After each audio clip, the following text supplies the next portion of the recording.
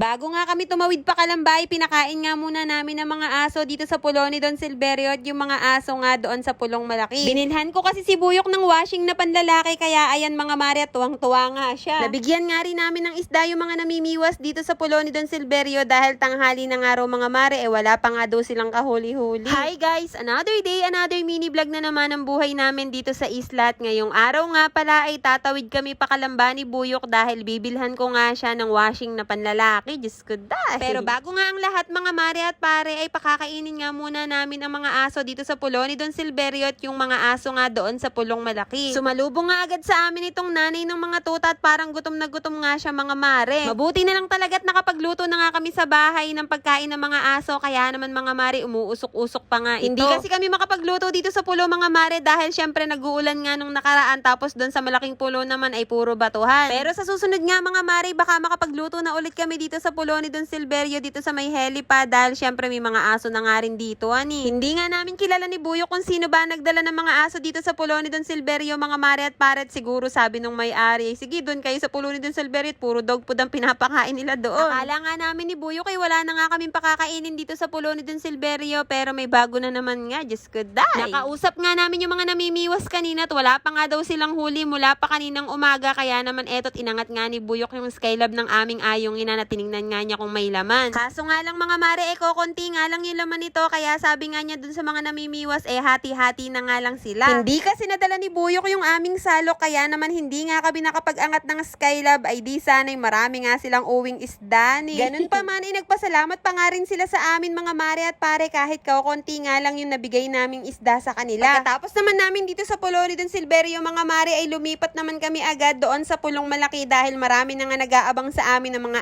aso. Isang tawag nga lang ni Buyok sa kanila mga mare, aba kumakaripas na nga ng takbo. May bago nga kami nakitang aso na kulay brown doon sa batuhan mga mare kaso nung kumakain na nga bigla nga silang nawala. Hindi siguro nila alam na nagpapakain nga kami dito kaya siguro mga natakotan Ito namang mga asong ito ba't naman kaya hindi sinabi doon sa dalawa gusto lamang sila lang kakain.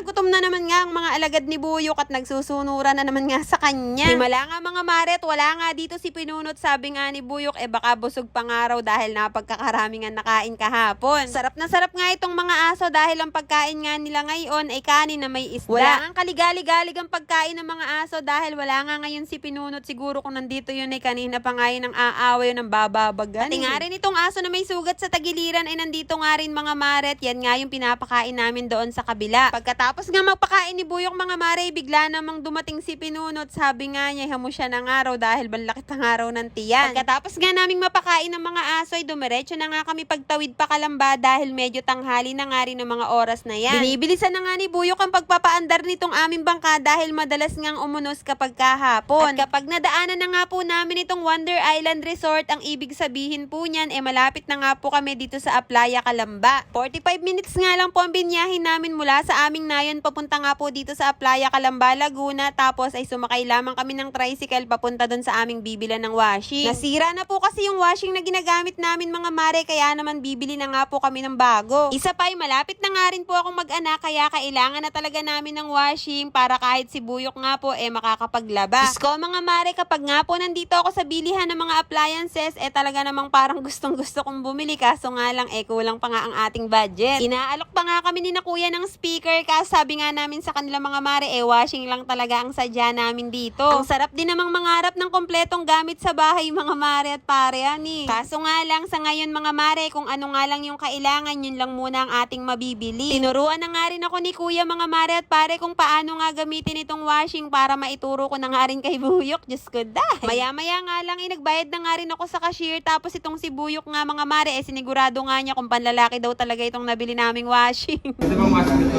kung mabalik? Para na sir! Baka malalaki! Sa matingin sa akin yun! Panlalaki po yan.